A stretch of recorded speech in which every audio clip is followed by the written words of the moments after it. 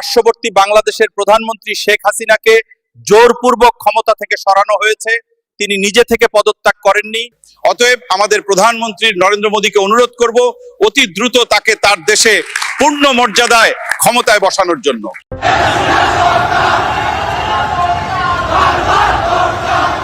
শেখ হাসিনাকে বাংলাদেশে পূর্ণ ক্ষমতায় ফিরানোর জন্য ভারতের সংসদে ঝড় উঠেছে। কঠিন এক অ্যাকশনে নেমেছে ভারতের এক এমপি। সংসদে দাঁড়িয়ে একই হুঙ্কার দিয়েছে, শেখ হাসিনাকে বাংলাদেশে পূর্ণ ক্ষমতায় ফেরাতে যাচ্ছে নরেন্দ্র মোদী। লাইক করে ভিডিওটি শেষ পর্যন্ত দেখুন। সংসদের ভিডিওটি এই ভিডিও শেষে রয়েছে। আগে মনে করেন বারা মারছে আধা বেলা 700-800, এখন তো মনে করেন হারা দিনে 300 মানুষ যায় না। এমন পরিস্থিতি হওয়ার কারণ কি? যখন শেখ হাসিনা ছিল তখনই ভালো আছিল। শেখ হাসিনার সময় মনে করেন আধা বেলা মারিয়া লাইছি 1800, আর এখন তো হারা দিন আমার দাঁড়ি না 400। কারণ জনগণের লাগে শেখ হাসিনাই ভালো ছিল, গরিবের লাগে শেখ হাসিনাই ভালো। চাঁদাবাজি চিন্তায় অত্যন্ত বাড়ছে। আগে দুধে থাকতো 1%, এখন বাড়ছে 100%। পুলিশ মনে করেন যে দল আইয়ে ওই দলের কথাই কয়। সকালকে মনে করেন থেকে শাহবাগে থেকে এক যাত্রী লয়ে দেখেছি 1 লক্ষ টাকা লইয়া ওই যে চিন্তাকারী টেহা লইয়া গেছে। কোনো এখন বর্তমানে নিরাপদ নাই, রাস্তাঘাটে কোনো চলাফেরার কোনো নিরাপদ নাই। আমরা ডক্টর ইউনূস আমাদের বাংলাদেশের ওই লোক শত্রু, এখন বর্তমানে আমাদের বাংলাদেশের শত্রু হয়। ছাত্র মনে করেন টাকা পয়সা খায়া ওরাই মনে করেন চাঁদাবাজি শুরু করছে। ছাত্র জনতাই মনে করেন এই দেশের চোর। দেশের মানে আসিনা আগে কি চোর, এখন আইছে কি দেশ বড় ডাকাই। আগামীতে আবার কোন দলকে ক্ষমতায় দেখতে চান? আমরা আবার এই আওয়ামী লীগই দেখতে চাই। আওয়ামী লীগ কেন দেখতে চান? গরিবের পরিবেশ ভালো। আওয়ামী লীগ মনে করেন এমপির আমলে কামাইছে কত 300 টাকা মন ধান, 50 টাকা রুজ কামলা, 5 দিন লাগছে মনে করেন 1 মন ধানের টাকা কামাইলে, আর আধা বেলা কামাই লাইছে মনে করেন 1 মন ধানের টাকা। আওয়ামী লীগ থাকতে আওয়ামী লীগের লাগে মনে করেন সাধারণ জনগণের লাগে ভালো।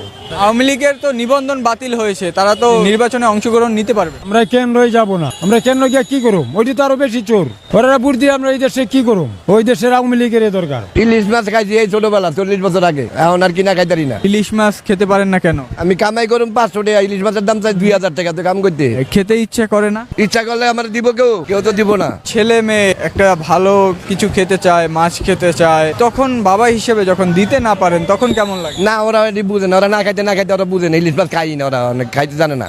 ওটিরে ইলিশ কয় না, ওটিরে চাপিলা কয়। যেটি আমরা খাই এটিরে কয় চাপিলা, আর ইলিশ যেটি ওটি আমরা খাই না, খাইতারি না। কামাই করি 500 টাকা, 3000 টাকা মাছ কাম করতে হবে। গরিব বাংলাদেশে না, পৃথিবীর কোনো দেশে এই মূল্য নাই। গরিব যে আলা মরছে।